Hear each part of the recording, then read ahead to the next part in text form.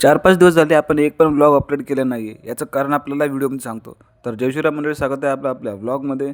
तर आजचा विषय असा होता की आपल्याला आपल्या कंपनीच्या मीटिंग निमित्त मुंबईला जायचं होतं. त्यामुळे सकाळी लवकरच तयार होऊन आपण आलो स्टेशनला. तेवढ्यामध्ये आपली गाडी पण आली होती. मग लगेच गाडीमध्ये बसलो आणि आपल्या प्रवासाला सुरुवात केली. आपण ज्या ट्रेननं प्रवास करत होतो ती ट्रेन काय साधीसुधी नव्हती, कारण की त्या ट्रेनमध्ये सर्व फॅसिलिटी अवेलेबल होत्या. सर्वात अगोदर आपल्याला थोडंसं गरम पाणी आणि चहाचा मसाला आला होता.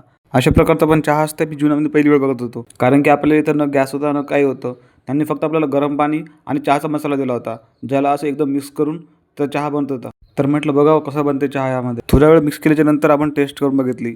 खरंच एकदम भारी वाटला चहा. त्यानंतर आपण वंदे भारत एक्सप्लोर करायला सुरुवात केली. खरंच वंदे भारतचा प्रवास एकदम भारी होता. त्यामध्ये एकदम स्वच्छता होती, परत AC पण होती. खूप भारी वाटत होतं प्रवासामध्ये. आणि महत्त्वाची गोष्ट म्हणजे आपल्याला ट्रेनच्या प्रवासादरम्यान चहा, नाश्ता आणि जेवण पण होतं.